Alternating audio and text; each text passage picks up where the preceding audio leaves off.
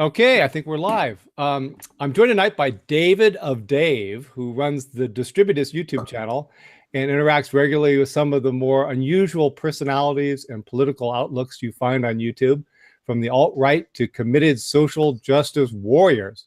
Welcome. I think you're my first anonymous or semi-anonymous YouTube personality I've ever interviewed. No, I'm only semi-anonymous. It's David or Dave. Sorry, I might have mistyped it into the chat. I'm a little under the weather here, so but thanks for having me. Yeah, I go by Dave.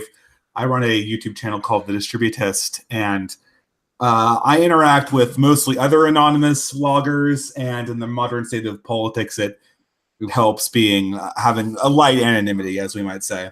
Yeah, I understand that. I mean, I've never done that myself, but I certainly appreciate why some people want to do that. Anyway, well, tonight I'd like to discuss a few things. First of all, eventually I'd like to talk about distributism itself. But before that, I'd like to talk about your own political journey and kind of whatever you'd like to say on that score about what you do. And then the first half, I'd like to talk about the political channels on YouTube for us normies, and sort of the lay of the land for people who are new to this. And I think there's a lot of people who are really new to this. I mean, most people my age use YouTube to watch old Saturday Night Live skits or figure out how to fix their dishwashers. And it's only been about 6 months that I discovered that there's a fierce and very passionate debates on YouTube that makes the corporate media look positively soporific. So, I mean, it's very exciting. I was a philosophy major in college, and for me, it's just a very exciting venue of ideas that many people don't know about. So I want to talk to you about that and about the kind of the who's who and, what to look for. And, and then finally, I'd like to talk about distributism itself, kind of where it came from and what it might be able to tell us about the current state of politics in the world, and the rise of populism and the alt-right and the immigration crisis and all that stuff. Okay. So where do you want me to begin? I can begin with my own political. Yeah. Where do you come from? And, why are you calling yourself the Distributist? And, how did you stumble onto YouTube, and just what's your story? The embarrassing thing is, the reason I call myself the Distributist is I wanted to have a blog that went over the ideas of G.K. Chesterton, and I wanted to have it match my initials. So I picked a descriptor of D.K. Chesterton that began with a D. Now, coincidentally, I am very interested in alternative economic systems. I wouldn't say I really advocate for distributism, mainly because of the fact that, well, I'm very skeptical of sort of abstract economic systems. I think that, like political systems, I don't know even what it means to have a best political or economic system. I think that depending on the cultural time you live in, some might be better suited than others.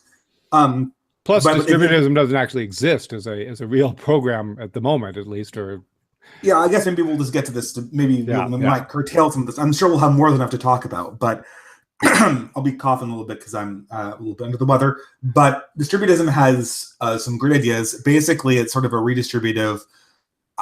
It sort of combines some aspects of redistribution from socialism with some liberty, privacy, and ownership concepts from capitalism, and essentially tries to magnify power and property at the familial level.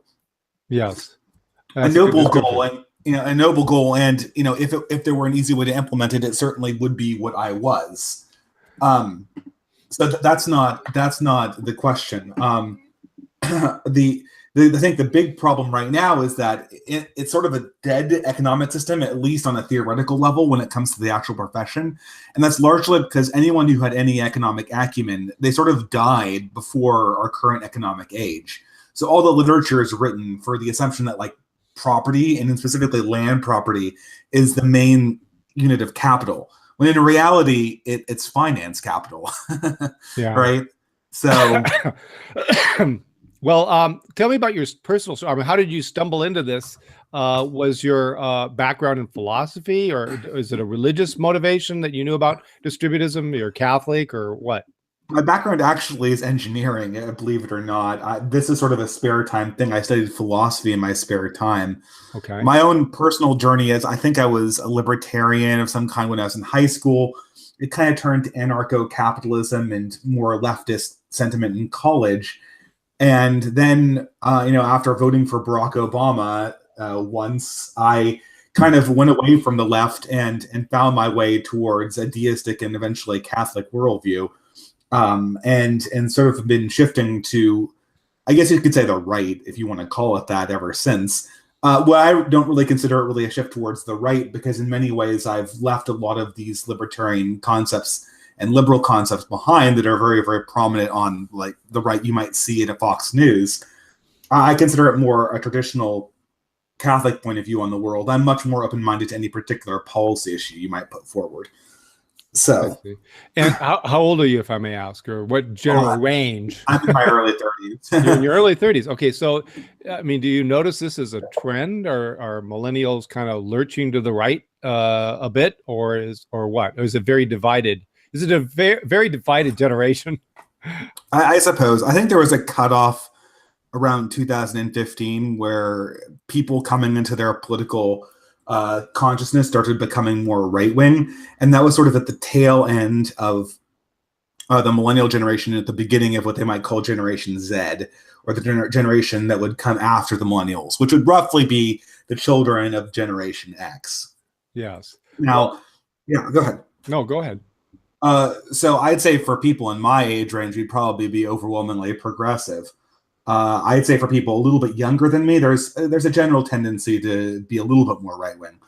It's always hard to tell exactly how much YouTube indicates general trends in the population, but there's some indication that, at least when it comes to younger millennials, they're not quite as skewed towards the progressive side as were previous generations their age.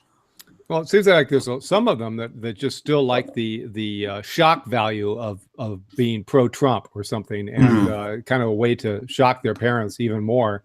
But on the other hand, a lot of the college kids seem to be pretty hardcore left-wing progressivism. They seem totally brainwashed by their college masters. But I think that this is I think the culture war is really primarily where the left-right distinction comes up. I don't think it really organizes around policy so much, or even around what economic system you want. The economics and the particular candidates are secondary. And I think the people I've talked to on YouTube, Trump is more of a meme than an actual person they expect to execute policy. I mean, for myself, I'm certainly not a Trump supporter, but I'm certainly on the right when it comes to the culture war. Well, that's an interesting distinction. Can you help me understand that a little better? So there's economics on the one hand, and which is kind of abstract and maybe boring, and people aren't that much interested in it. And there's the culture war. So what is the culture war about if it's not about politics and economics and those sort of things? The culture war is broadly around the norms concerning the cultural norms concerning what is acceptable, what is not acceptable, what is normal, what is not normal, what we consider to be sort of something that people can consider right or wrong. A great example of this, and there's so many examples, it's hard to even enumerate them. Obviously, abortion would be one, premarital sex would be another, transgenderism and homosexuality would be yet another. And to give a great example of the culture war in action, something like gendered pronouns, something that I don't know how much this person has sort of penetrated. I think he has.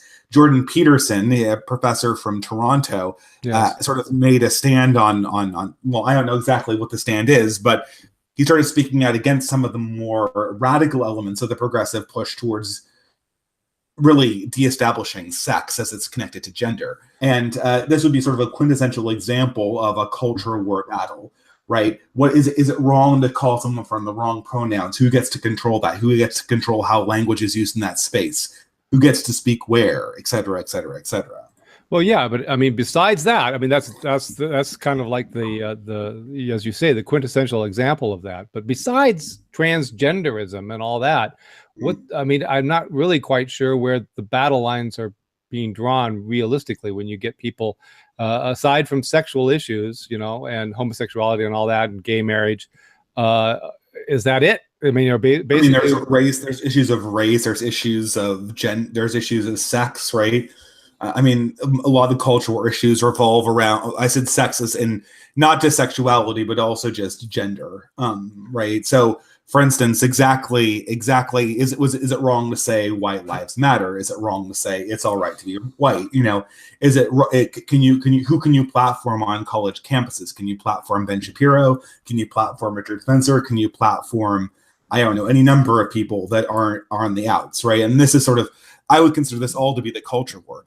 Yes. I mean, I don't know, to me, the economics are, I mean, maybe this is sort of a generational thing, but the economics, I mean, this is the big problem. Well, I could get into the economics. I can talk a lot about it, I suppose. Well, let's save economics for the distributism part. Tell me a little bit about YouTube and how you got involved and how you discovered all these. I mean, some of these strange channels, Sargon of Akkad, and what is it, Styx, Hexen, Hammer 666, and all these strange names. When did you get involved with that, and how did you decide to actually become a YouTuber yourself? Sure, I'll give a brief history of YouTube for your audience. Okay. From my perspective, I know this is a little bit verbose, but it might be the most efficient way to do things. So YouTube really kicked off. I mean, it was a thing before 2007, but it really kicked off around 2007, 2008. It had been a thing for a while, but around 2007, 2008, there was a big upswing of interest on using YouTube to have discussions and to post political commentary. That was really the first instance of that.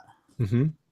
And this sort of corresponded, or it happened coincidentally to correspond to a large influx of atheist and pro-secularist and anti-religious vloggers. So really, the first big battle on YouTube, ideological. So there are a lot of ideas channels. People, basically ideas channels, people like, I have my opinion. I'm going to speak it into the camera. Maybe I'll have some animations or numbers.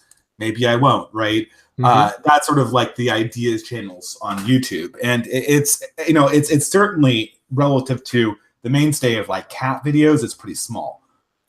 Yes, when you see some of the weird lifestyle videos, they have like 20 million subscribers, but I mean, and the most popular person on YouTube is PewDiePie right now. He just plays video games, right? He's totally not political, but I mean, to me, that's totally boring content. I couldn't watch. You couldn't pay me to watch that. But I mean, you could apparently actually get 50 million people to watch it. So, at any rate, this initial ideas community was really the first real community. There were some Christians initially, but the real big native community was atheists. And so going forward, like people like Thunderfoot and TJ Kirk and Pat Condell, these people who were mainly anti-religious, they kind of spoke lectures into the microphone of what they were irritated about religious people. They kind of did debunkings of various other religious YouTubers or just various other religious figures. And these people kind of, for the YouTube community, they kind of got pretty big followings around them. So fast forward to 2012, 2013, I'd say 2012 was really the high point, or it was really the point. 2012 was the point where progressives convinced themselves that they had won the culture war. And I don't know if you've noticed this, but from 2012 onwards, with the re-election of Barack Obama on sort of a doubling down on the culture war issues, basically all of the people kind of kicked everything into high gear. This is where you started getting people like Brendan Eich getting fired for having a pro-gay marriage stance. Yeah. This is where you get there are a few religious rights issues before this, but this is where you get the real proliferation of like the bake me a cake bigot issues on the religious side, and this is also where you get the skyrocketing of transgenderism and intersectional feminism. And so a lot of people became really, really irritated at this on YouTube. The atheist community was divided, and it divided basically into the progressive atheists, which were led up by, well, initially it was a movement called Atheism Plus, and then the sort of dissenting liberal atheists, like TJ Kirk or Thunderfoot, which were then the dissenting liberal. I say liberal in the sense that they were just unaligned, right? They were vaguely libertarian / progressive, but they didn't buy into the whole feminism thing. Uh-huh. And this sort of augmented with a figure called Anita Sarkeesian, a person who was making feminist criticisms of video games, some people think unfairly. And so people started criticizing her. And eventually this resulted in a lot of people on YouTube and other ways picking huge fights with a bunch of established video games journalisms over the subject of feminism in a scandal that was called Gamergate. Now, this is involving Milo and all that. I don't think Milo came on until later. Initially, Gamergate was involving some journalist who was accused of having a conflict of interest when she reviewed someone else's game who she had a relationship with, someone who had a relationship with her reviewed her game. And when the fans get upset about this, all of the publications just sort of retaliated upon them, saying how, you know, gamers were over, gamers are sexist. And they published sort of the same article across about 4 or 5 or 6 publications. And a lot of people got angry about this. And this is where really Sargon of Akkad got his start. Sargon of Akkad is an atheist. He's one of the bigger YouTube ideas bloggers at this point. But he got his start from being anti-feminist, and being anti-feminist when it came to the feminist attempt to influence how games were designed. And sort of he's been a consistent voice in sort of, I wouldn't say tracking YouTube right, but pushing back on progressivism's excesses in YouTube. And in his wake, a lot of other channels have sort of popped up, taking on similar roles, essentially being like, I'm not anti-progressive. I'm not conservative, but I'm sort of pushing back on feminism. I'm pushing it back on this radical progressive idea, and, you know, who knows what I believe in the meantime. And that's sort of where we are. And I think it sort of sounds like a old-fashioned liberal, but, you know, not gone crazy. Yeah, so he's British, so he's like old Labour, right? Yeah. So his policies would basically be Bill Clinton, and in a previous age, he would have certainly been liberal. But given how the Overton window has shifted, he's sort of conservative. And so that kind of gets us where we are right now. Another community that popped up on the right was, of course, the alt-right. A bunch of dissident right factions were sort of circling on the internet, and YouTube also became an effective way for them to gain a large audience. But I think this has only been in the last 2 years. And sort of in the middle of this, I saw that there was sort of a distinct lack of voices coming from a religious perspective, or sort of from a classic or traditional paleo-conservative perspective. Yes.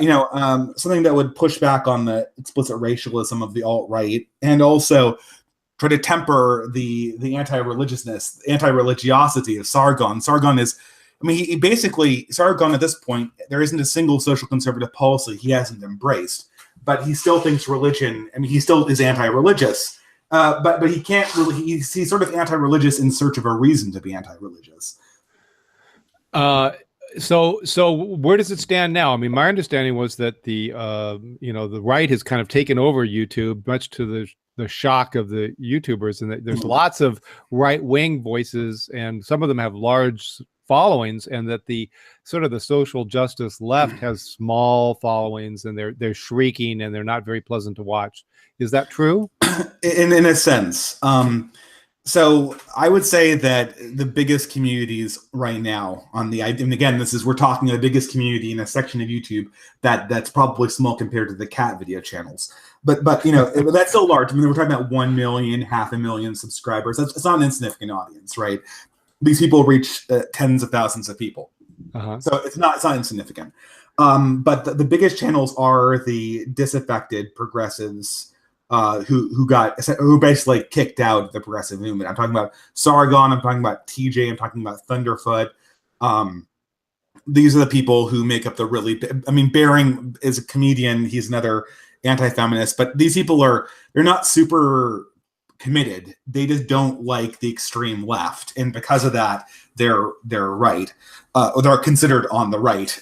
I guess I'll compare them to 2 other communities. So the sort of the new community that just kind of burst onto the scene in the last year and a half or 2 years has been various iterations of what one might call the alt-right. Now, sometimes this isn't fair, because a lot of these people, they're not explicitly racialist in their inception. Some of them are just conservatives, right? But they're generally lumped in with the alt-right, and these people are more radical in the right-wing direction, and they're tended to be much smaller than the Sargon type channels, but they tend to be much more aggressive and much more faster growing. And I'd say the third one is the progressive, like the old school, what people call the social justice warrior or SJW channels, like ContraPoints or Christy Winners or any number of these other channels. Counterpoints is delightful and intelligent, but I've seen some of them are just very angry, and Destiny, for example, and calls anybody who disagrees with them cunts and so on. Well, Destiny actually, I mean, ideologically, Destiny is closer to Sargon than he is to ContraPoints. Really? Yeah, I mean, Destiny is socially liberal, but he's a libertarian, right? I think Sargon, he thought deeper about this, and Sargon realized that a lot of the problems that are bringing about this conflict really can only be solved by social conservatism. And so he's been forced to come over to the right on a lot of social conservative issues. Destiny, on the other hand, is like your classic, I don't know, he's still living in the sort of classic Clintonian liberal, like, oh, I can be kind of like sort of free market, but still fundamentally a Democrat. Well, what would you consider? Are there Antifa, really hardcore left-wing YouTubers that have a following? There are. I don't think they have big followings, though, not to my knowledge. Okay. I mean, I think YouTube is just not a very good place for Antifa. I mean, YouTube is a place for discussion.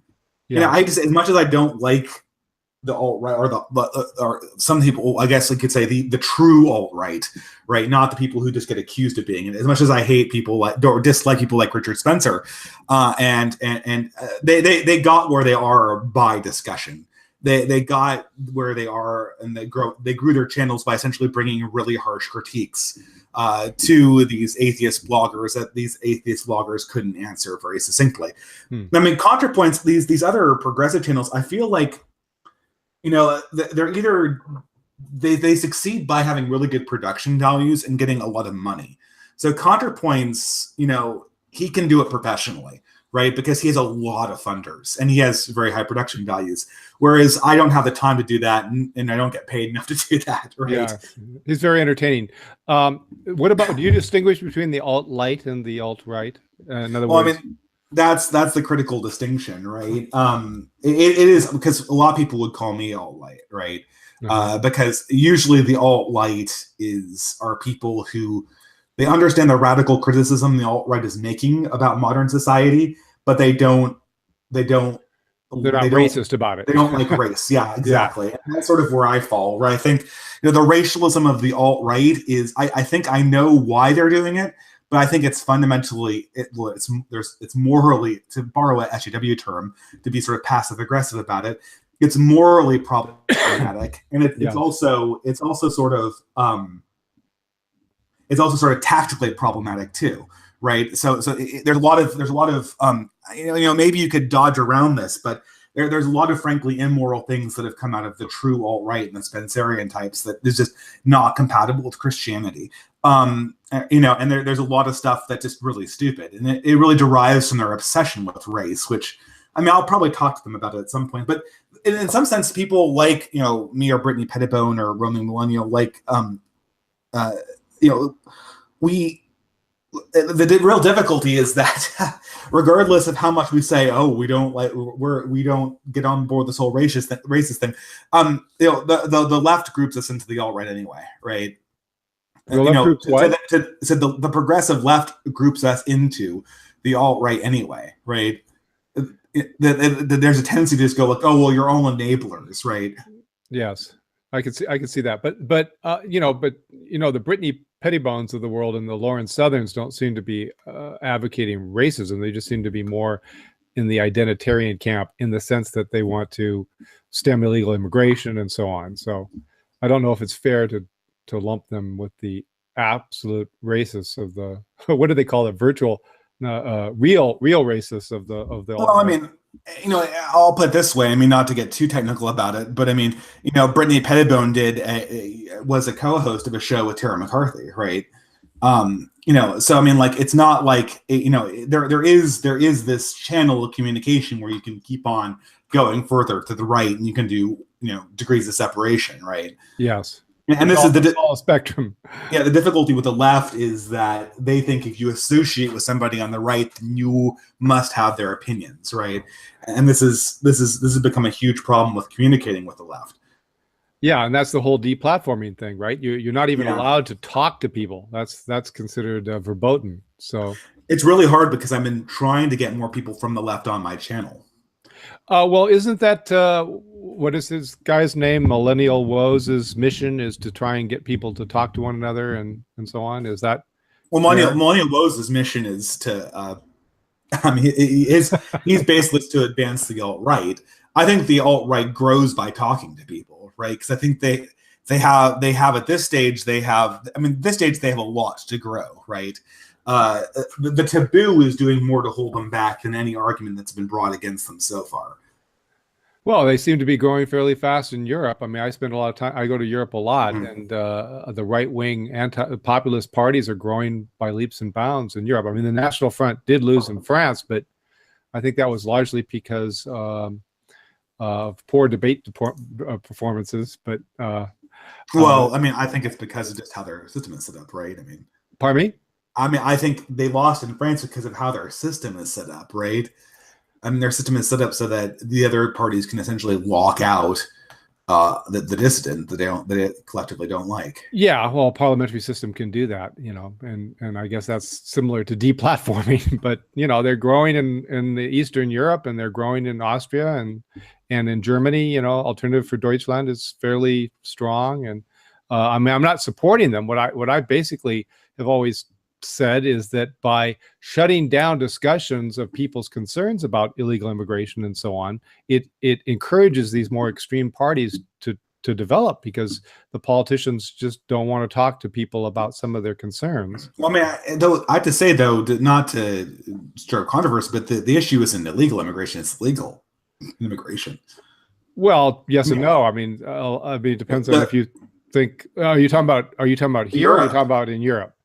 Well, both. I mean, what the far right, and you know, okay, this is not my point of view, but I'll say what the alt right, and you know, not me, because I have some issues. I have some issues with immigration, but the big issue people are angry about is the fact that you can literally see a few decades down the line of just being demographically outnumbered in certain areas by new immigrants, and this is mostly driven by legal immigration. Yeah, but yeah, that's true. And they're legal and illegal, both illegal and illegal. Well, okay, yes, both, but it's driven by the legal. But what the question I've always had for people, and I've asked this to a lot of people, is isn't it fundamentally undemocratic? I mean, did they ever ask their citizens if they wanted 1 million people from another country and culture to come into their little hamlets and you know, flood in without bothering to ask people? And I've never really heard a good answer to that. You know, that the powers that be decided that this was a good thing, and they didn't bother asking the ordinary people in Manchester and small English villages whether they wanted this massive immigration. And when people objected, they shut them down and called them racists. So they turned to the more extreme political parties that listened to them. Well, I mean, this is sort of why culture is more important than economic policy, because none of the countries we have are actually democracies. A lot of what is sort of done or not done is just sort of cultural assumptions. And over the last 50 years, we've essentially accepted into our culture the presumption that anyone who opposes immigration must be a racist, and must be a bigot, and must be, well, frankly, evil. And so under those circumstances, would they even need to ask their population whether they want more immigrants? I mean, the ballot would literally read, "Are you a bigot and an evil person?" They'd probably say no. Okay, fine, you want immigrants then, right? You know, that's the cultural assumption that's been accepted at a very high level. Yeah, but that cultural assumption is it's at a high level. It's among the journalists and the people on TV and the politicians, but they don't actually go into the towns and talk to the people who actually live there if they share that assumption. And if they had, they might have found a different answer, I think. But anyway. Well, yeah, but I don't say this thing. I don't think that this is how it works. I think that elite culture develops intellectually and has to be opposed institutionally. And if it's not, the elites will do whatever they want. I think that democracy and Republican guards, they're really a very small portion of power is actually used in society. So you agree with the alt-right then, that the culture war is what counts, and culture is downstream from politics and all that. or I didn't know upstream. that was an alt-right saying. I thought that was a Ben Shapiro saying, but I'll take it. No, it's an alt-right saying, from my understanding, that the idea Culture is is downstream from or culture is upstream from upstream or politics. whatever, that by the time it becomes a political issue, you've already lost. Oh yeah, I believe that. But okay, we can call it whatever we want. Ben Shapiro popularizes this, by the way. So well, it's surprising because I think the alt-right makes the same argument from what I've heard. Oh yeah, they do. And so I guess you kind of agree with them in the sense that, you know, that if you want to change a political arrangement, you have to first change people's ideas and change their perceptions. And I guess that's what they're trying to do with their memes and so on, and trying to shift the Overton window back, perhaps, in the favor of nationalism, or in kind of I guess nationalism would be the way that they're trying to do that. Well, that's a big problem, because there's just a lot of intellectual work that hasn't been done. It's not clear exactly who the right is at this moment. There's a lot of disunity.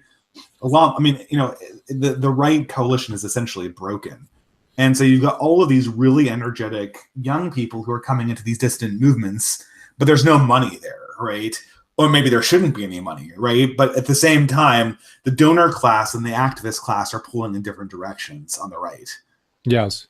Well, there's definitely a populist surge, wouldn't you say? And I mean, there may not be an organized populist surge, but Trump has supporters who embrace his populism. It's undoubtable that we're seeing a populist surge just, you know, in this moment. But the question is, can you turn a populist surge into any kind of movement that can seize power or try to push an Overton window? And without money and organization, it's just going to be a meaningless populist surge that's going to result in a few elections turning over to the Republicans, and then we'll just go back to the ordinary operating procedures of our society until we hit the next big bump, which I think is coming. And what do you mean by that? What next big bump? Well, I mean, failing some economic big catastrophe, which is entirely possible, the next big bump is the progressive coalition cracking, which will be a much bigger problem for Western society than the conservative coalition cracking. In what sense? The Clintonians versus the hardcore left? Yeah, it'll basically be intersection. It'll basically be a splitting off of, well, I don't know. It depends on who it could break, right? How it could break, right? But it could be the standard working party, the class-based left versus the people who want race and sexuality. It could be, I mean, you know, in England, for instance, there are left-wing Islamic parties that are starting up, right? Yes. Well, and so now because Islam is so powerful, it can essentially run the Islamic demographic is so powerful, they can run their own parties. And this process is going to continue because I think the left, it's still unopposed. I mean, you know, we can talk about how much they've lost on YouTube, but they rule everything else culturally. Well, it's so funny because when you talk to left wingers, they have, of course, the exact opposite idea. You know, corporations run the world. You know, there's these little people like ContraPoints making radical videos, but when it comes to real money and power, it's all ultra conservative right wingers that run the world. And when you talk to right wingers, they always say, of course, it's the left wing runs the world, and it's George Soros and people like that behind the scenes. So everybody has this perception that there are puppeteers on the opposite side running the world. And I mean, I had to say, I mean, I usually like to give the devil its due and say, oh, well, they have a point here, they have a point there. But this is one issue on the left where I think they're just flat out wrong. I mean, it is true that the left cannot implement socialism because there's no money. There's no money, right? There's no money left to implement. Eventually, you run out of other people's money. Right? No, not eventually. We have. We have. There is no more money for new entitlement programs. I'm going to say this again emphatically. There is no more money for new entitlement programs. So all this Bernie Sanders stuff about how we're going to give people more stuff, free college, it's gonna. There's almost no way it can happen without a really, really big hit on the middle class. And I mean, sure, rich people will pay for it, but it's not going to be enough. But so the only way the left can win in the way they mean against capitalism is just not going to happen. It's just not achievable. There's not enough money to give them what they actually want. The world they imagine can't actually be put into effect, even if they had 100% of the power. In the culture war, however, even corporations. Corporations donate to the left in the culture war. And that's been the reality for the last 20 years. Yes. So you're saying that conservatives will win the economic war, but the left will win the culture war? No, because there's no economic war. The left, the economic war is a meaningless battle, and the left, the right will be utterly destroyed, and the left will win the culture war and then destroy society. That's your. There's no economic war to win. There's not my vision.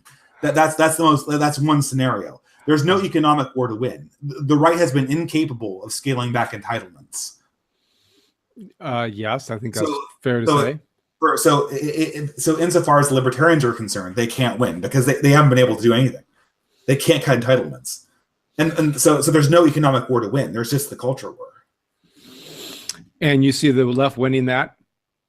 The left is winning if it has not already won the culture war. The question is whether a distant movement can form on the right that can form a counterculture to push back against it.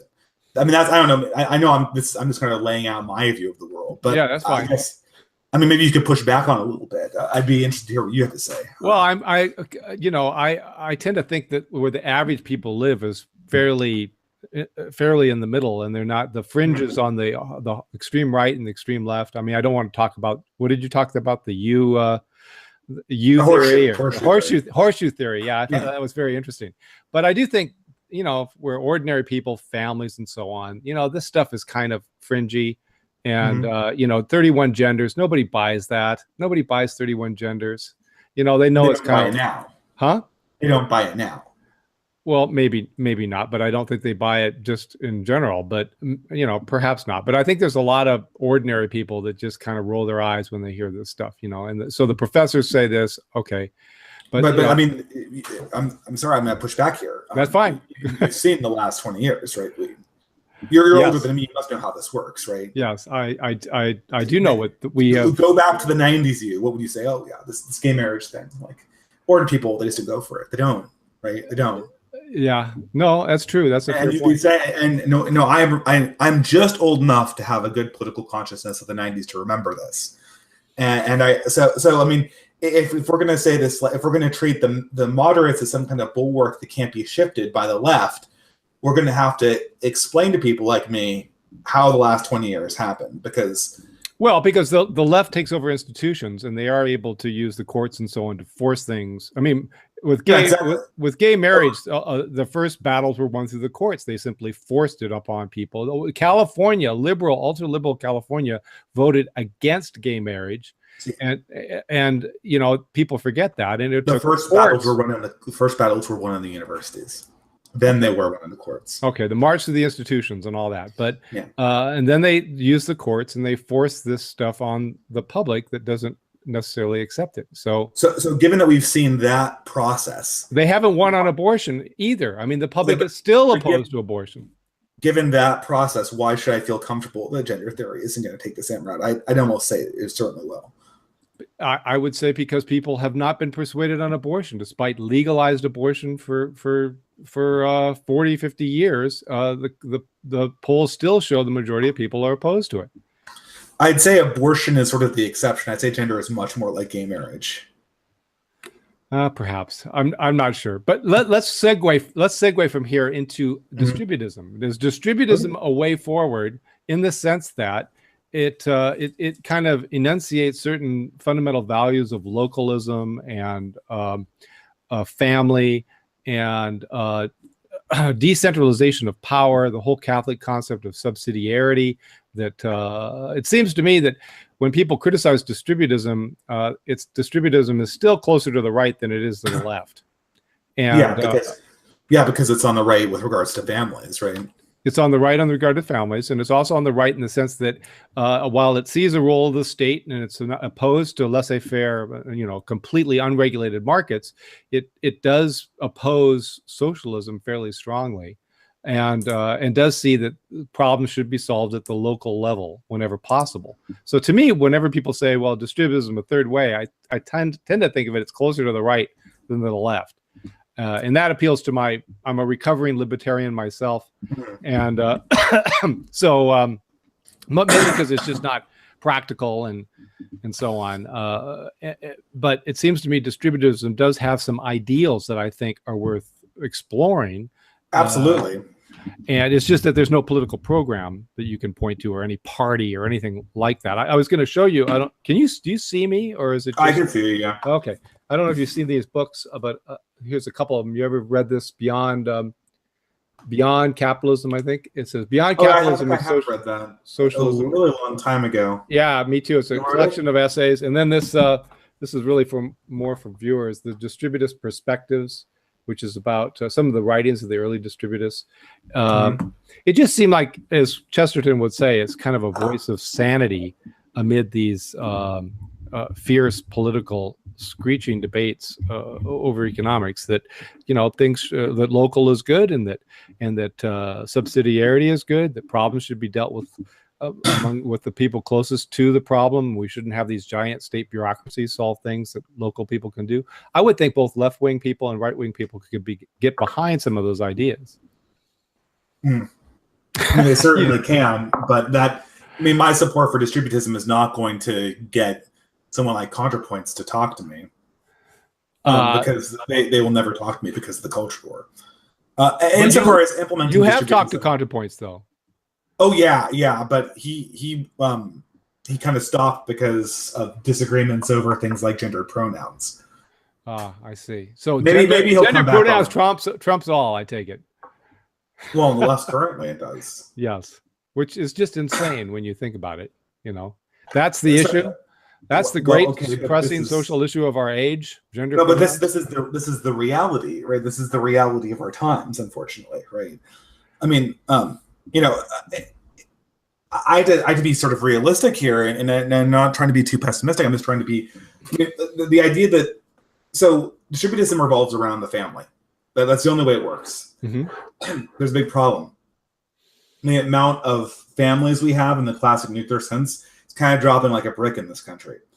So the political support behind something that privileges families, especially since post-Obergefell, we essentially completely de-established the classical nuclear bi-gender family to begin with as a legal construct. So practically speaking, there's very few ways you could organize something like this, even in proposal for the federal level, or perhaps even the state level. Well, you could encourage small businesses, private ownership, housing initiatives, so more people can own their own homes, things like that. Some of the practical proposals that distributists have proposed over the decades. I've heard one or two proposals that might be implemented. One of my favorite ones would be a federal ban to discourage Silicon Valley companies from building in Silicon Valley, like seriously hurting them for doing that. That would be amazing. It would be amazing if they could. One of the things I love, I don't know, I've written about this on the internet, is the way France kept bookstores was simply to make it illegal for Amazon, or actually illegal for anybody to sell books at more than 5% discount. So basically, you go into a bookstore in France and you pay the same in the bookstore as you would on Amazon. So Amazon's competitive advantage disappears, and guess what happens? France has bookstores. And it kind of offends my libertarian principles that I would think, well, gee, a company should be able to negotiate any volume discount it wants with, between private parties. Why can't they get 90% off the cost of books? But France simply asserted as a legal fiat that it's more important to keep bookstores open than it is to help Amazon get even richer. And so it just passed this law in the 80s called the Lang Law that basically made it more difficult for these giant chains to take over and undercut the local bookstores. And it's kept books. There are bookstores all over France. I was just there on a book tour and I couldn't believe it. I go, what are these? These are bookstores, new bookstores that just opened, that kind of thing. So there are I think there are legal measures that could be taken if you had the attitude that small businesses are important, local communities are important, the family is important, but you could still take into account, I guess, gay marriage and alternative family arrangements. A lot of people are divorced. A lot of blended families now. People. The vast majority will just be single mothers. Pardon me? The vast majority of your non-traditional families will just be single mothers. Yeah, I suppose that I don't know So statistically. if you're writing a bill that gives money to families, you better believe that it's going to go to single mothers. And then, but then you see how the problem immediately kicks in now, right? Like, No. okay, so if we write a bill that goes to quote unquote families, Yeah. right? And we define family. It's sort of easy to see, like, oh, we want people to make more nuclear families, right? Therefore, we'll make a pro-family bill. But if the pro-family bill pays out a lot to single mothers, right, it creates a perverse incentive. Yes, that's true. But I mean, France has, again, I keep going back to France because it's one of the countries I know better in Europe. Mm-hmm. They have a pro-natalist policy where if you want to be a single mother and get knocked up and raise kids by yourself, you can. You get like $5,000, 5,000 euros. I'm just making these numbers up, but you get like let's say 5,000 euros per kid per year. You get a large amount of money, right? You get it's a pro-natalist policy that deliberately encourages French people to have children. And so married couples, traditional married couples can get this money. Single mothers can get this money. And it perhaps encourages a welfare dependency, but it also means that it encourages French families to have kids. Yeah. And that's why France is one of the few, of course, also because of immigration, but France is one of the few, I think, European countries that isn't completely dying demographically. We have a very hard time telling exactly what the demographic situation is on France because they don't collect statistics. So we don't exactly know what's going on here. But hey, it might work, right? It might wash up. But I guess I would certainly support a policy like that.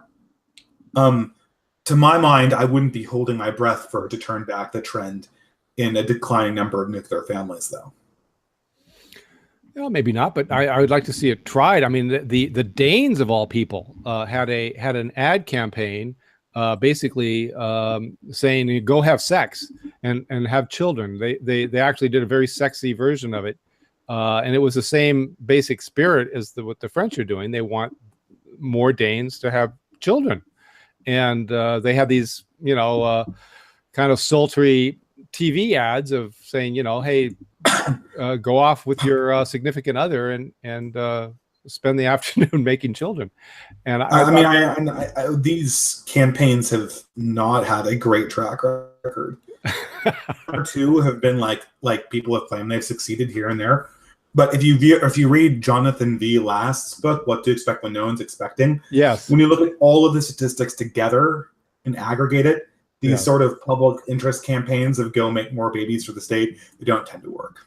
Yeah, well, but they're just tiny experiments. I'm just saying that if there was a more concerted commitment to that as a policy, in other words, we want to encourage people to have children. We're going to stop this lie that, everybody's overpopulated and that children are a curse rather than a blessing. If that was a culture war battle that we fought and won, that children are not a curse to be avoided at all costs, but a blessing that helps everyone. If we actually were committed to that vision, which is, by the way, the Catholic Church's vision, and the vision of the Bible as well, children are not a blessing. I mean, not a curse, but a blessing. The first commandment in the Bible is to go have sex and have children. So, I mean, literally. Post sexual revolution, those two acts are not so connected as you might think. Right? Yes, that's true. But you could, let's say it's go have children. Let's say that. Okay, so I totally agree with you. But again, see what we're saying here, right? But it's the culture, right? The government programs trying to encourage people having children by themselves don't really do anything. If you could change the culture, right? The most effective policy of pronatalism was in Georgia, where the campaign came through the actual Church of Georgia. Well, and that's the best example we have of a pronatal policy in the country. Oh, well, so but this sort of I guess you're sort of re-underlying why I always put culture first, right? Because even in this question about family formation and incentivizing people, we see that in order for the policy to be effective, the culture has to be there to actually meet the policy. The culture has to be there to meet the policy, or the policies have to be there to accept when the culture changes? Well, if you're, I mean, accepting the culture changes, I mean, get ready for a lot more policies to get money to supplement their families, right? Yes. Okay. Well, so here, and I'll give you another example of this too. Like, how about school? Have you heard of the voucher programs? Of course. Or school choice, basically, yes, of course. charter schools. Yes. Like, okay, so we've done a lot of studies on this by this point, and none of the claims about how they'd improve the education have actually panned out, but they haven't panned out in a very interesting way. Now, I'll explain why. So what we did is we said, okay, we have this family, and they are stuck in a bad public school. And if we take them, and they really want to go to a charter school, and they're really, really involved in their kids' education, so if we take them and we move them to a charter school, they do better, right? Hence, if we give everyone the ability to do this, everyone will get better educations. Well, no, actually, it didn't work that way, right? What happened was, when this charter school thing was implemented, people were essentially trying to do everything to avoid poor schools. What makes poor schools have bad performance is that they have to accept poor students from single-parent families that have very poor disciplinary problems.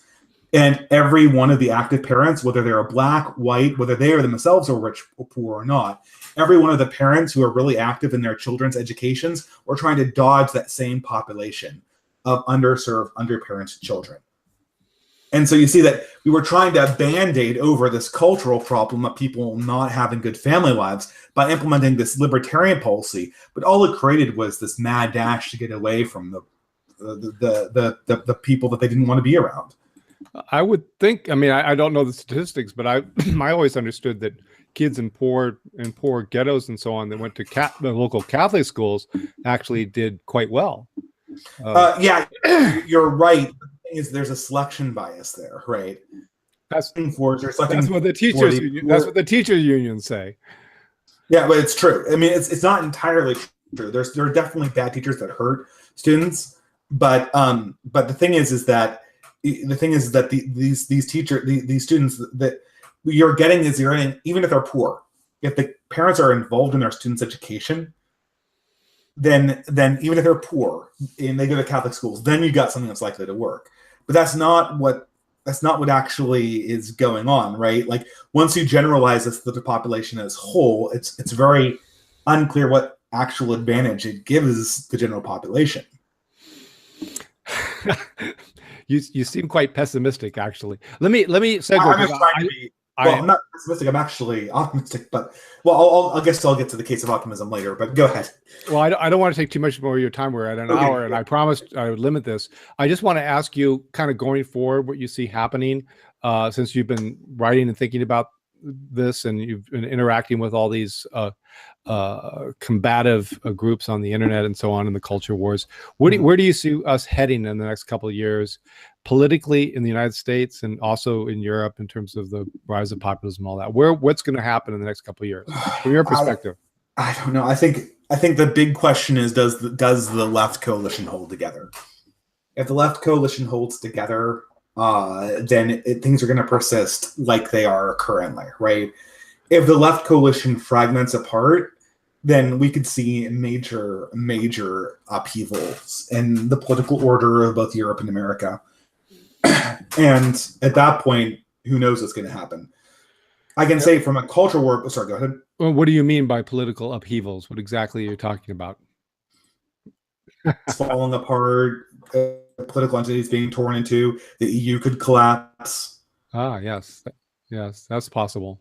And then when the EU collapses, who knows what's happening, because half of the current politicians in Europe are out of a job, right?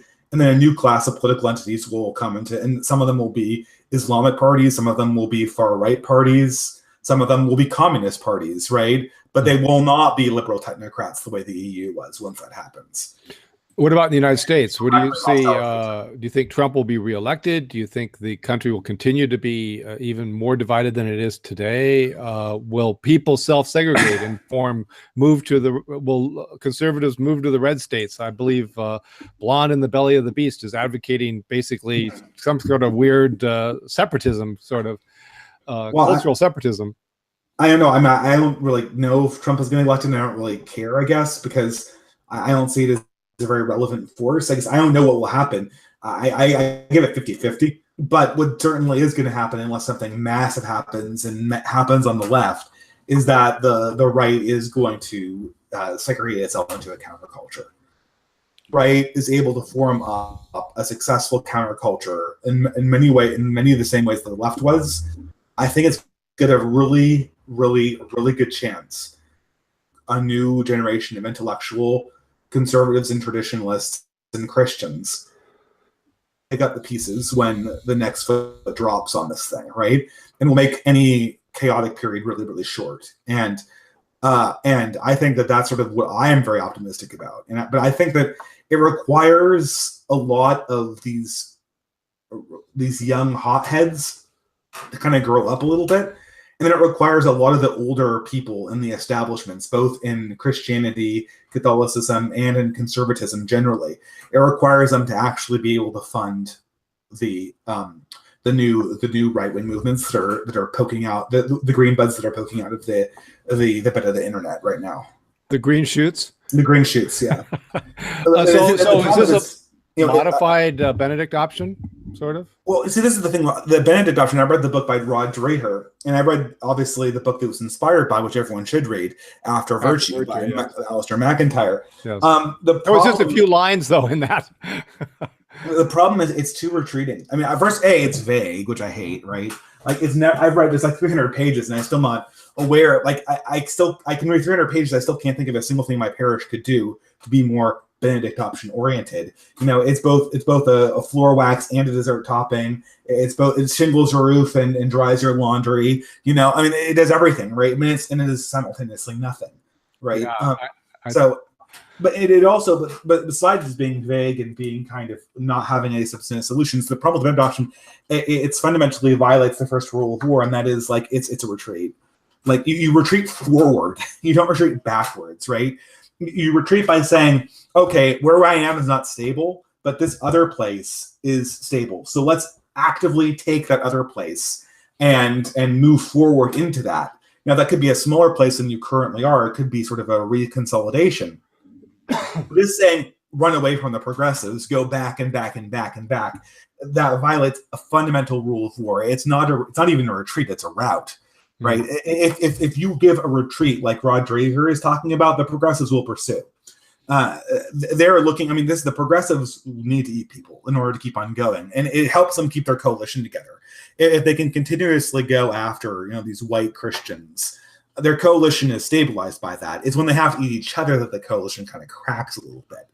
And if you're a conservative, you want to hasten the moment when that coalition cracks. So you're saying that the conservatives and traditionalists and Christians and Catholics and so on need to consolidate their strength. They need to form communities of like-minded people so that they aren't fleeing, but they are now stronger or have a cultural strength that rather than apologizing for their beliefs, they need to assert them more strongly.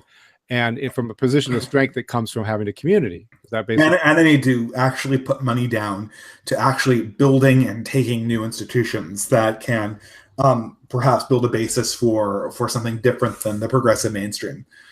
They can provide alternatives. In terms of schools, or in other words, you're talking about another march to the institutions, except for in terms of schools, in terms of artistic grants, in terms of financing young artists who are Catholic and traditional and Orthodox, in terms of, I mean, I'm sorry, but like educating some of these there's so many young, kind of bright people on YouTube right now who are just making fools of themselves because they don't have anyone setting them straight, right? They've got a bunch of like Fox New Generation conservatives who are not speaking their language. And they've got a bunch of, douchebags like Richard Spencer who are feeding them like idiotic tales about ethnostates and space and stuff like that, right?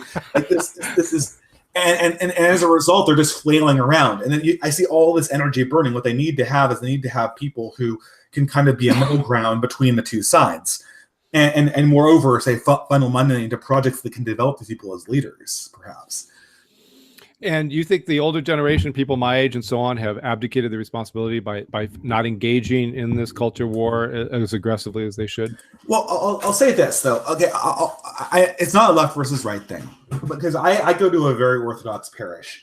Like half of them are Republican and half of them are Democrat.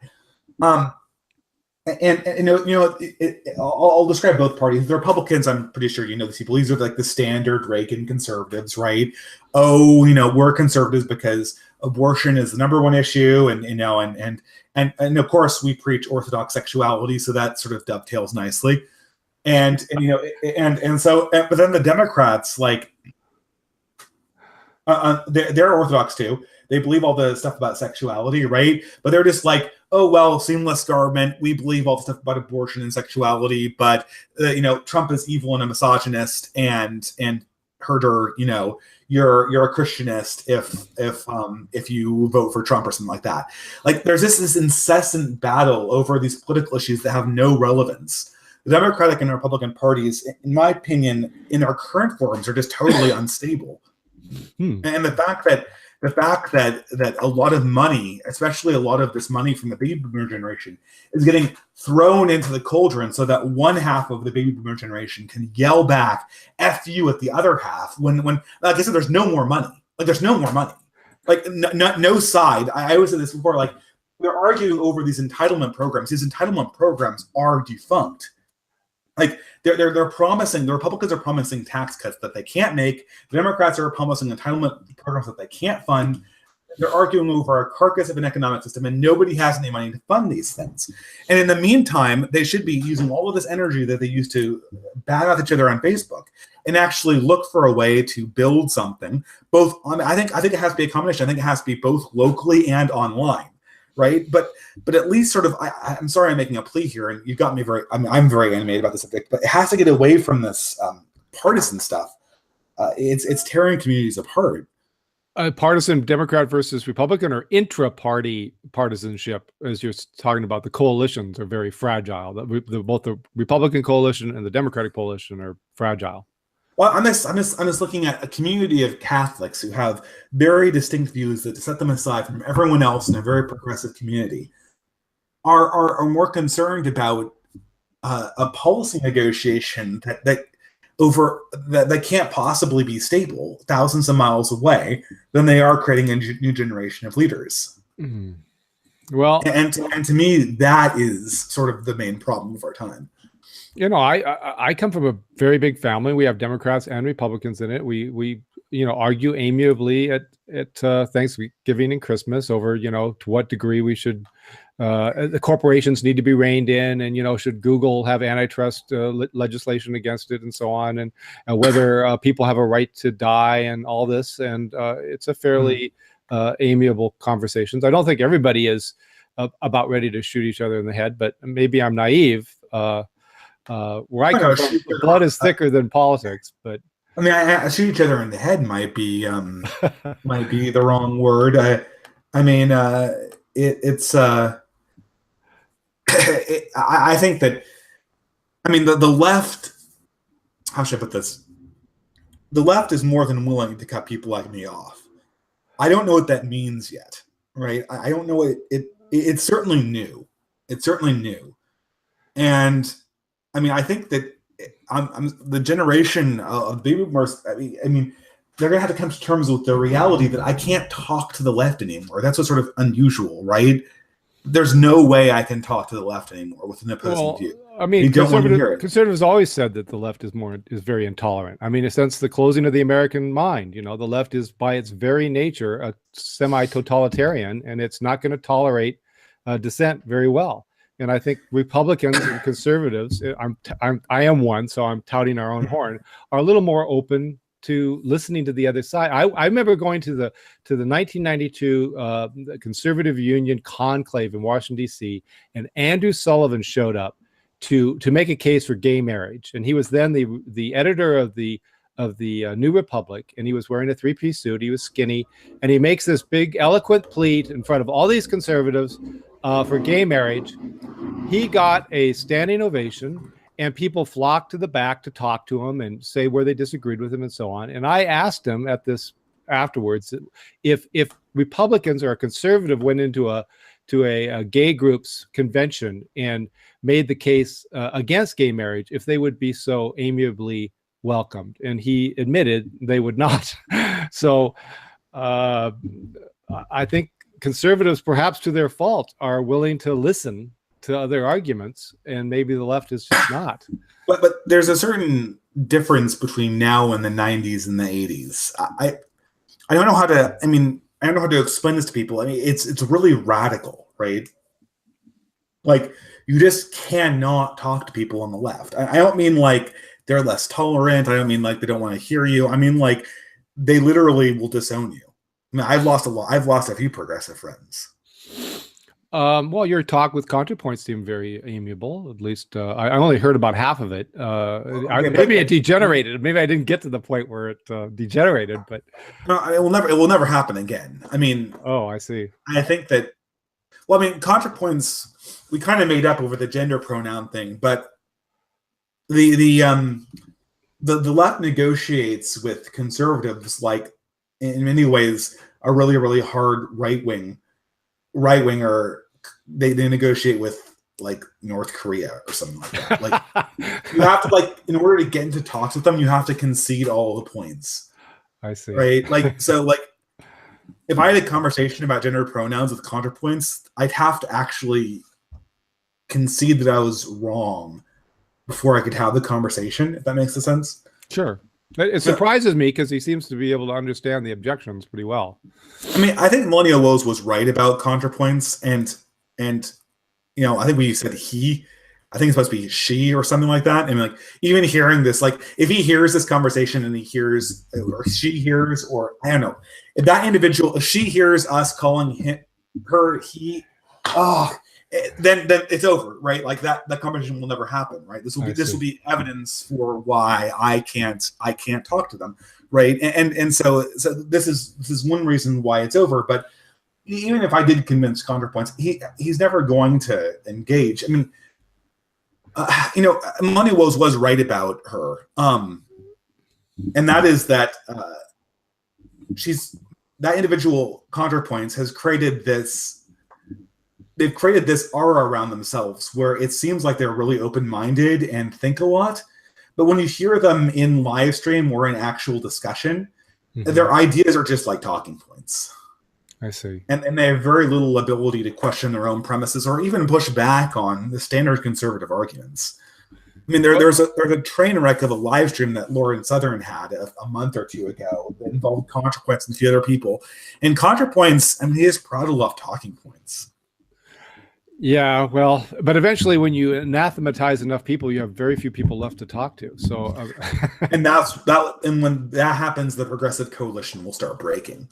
Yeah. But I'm of the firm opinion that now is the time that we need to start building a counterculture in preparation for this destabilizing event. I mean, it's not like, it sounds like the way I'm putting it sounds like I'm advocating for doomsday prep. I'm just advocating for like standard good community building.